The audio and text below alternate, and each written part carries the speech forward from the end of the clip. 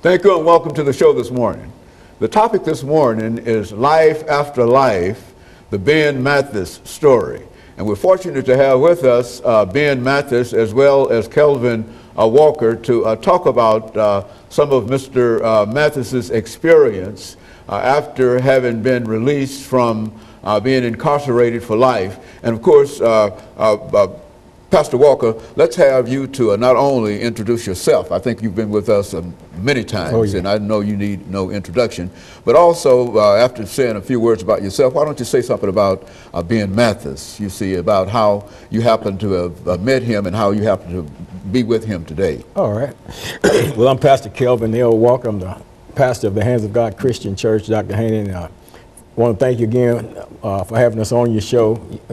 Your show is very informative to the community, and I want to thank you for having us on here. Born and raised right here in Nashville, Tennessee.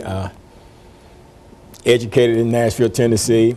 Don't have a degree in anything, but it's not about me today, and I don't want to spend any time on me, but I want to talk about the gentleman that's here with us on today. Who's got a story today. Oh, absolutely. Yeah, he absolutely has a story. His name is Benjamin Mathis.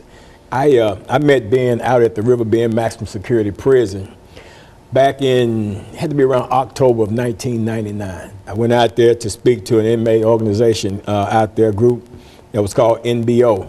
And it was at that time that I met Ben Mathis. And we developed a friendship from that point on. And that friendship has extended from there up until now, you know.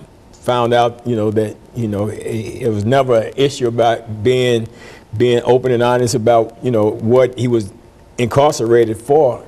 And I say that because in prison, people don't talk about why they're in prison. And a lot of times they don't talk about how much time they are doing while they're in prison. But it was not the case with Ben Mathis. Openly told me, you know, about his situation and everything like that. We developed a friendship.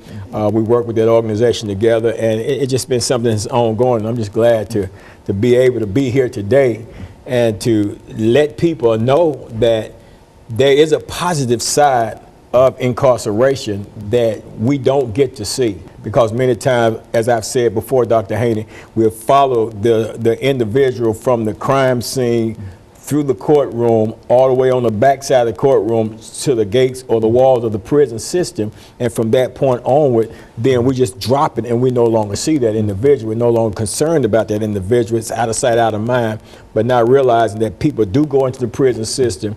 They do change. They do, you know, they do transform. And this is a perfect example of somebody that has done that. Well, Ben, during the latter part of this segment, we've got about two minutes. Why don't you say something in terms of your own background and approach that from whatever way you wish to do so? Well, I'm pleased to be here, Dr. Haney, and thank you for having me here. And well, my background, I come born and raised right here in Tennessee, Old Hickory, matter of fact, and educated right here in the Tennessee schools, Haynes High School, where I went. And just come from a good family, and everything was just fine. But I just, you know, during the course of coming up, I made a wrong turn. Never been in trouble in my life, you know, except for this one time. And thanks to people like Pastor Walker and a few other people in my life, it helped me quite a bit. Helped me to change quite a bit.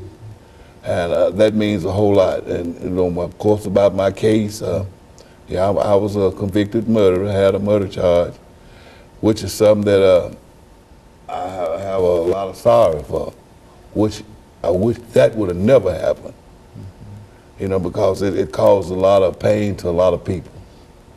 And when I say a lot of pain to a lot of people, not only me, it caused a lot of pain to my family, to the victim family.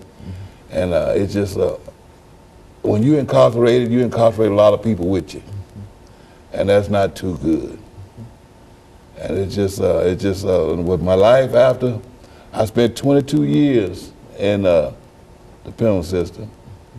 So I'm a life sentence. I spent 22 years with a life sentence.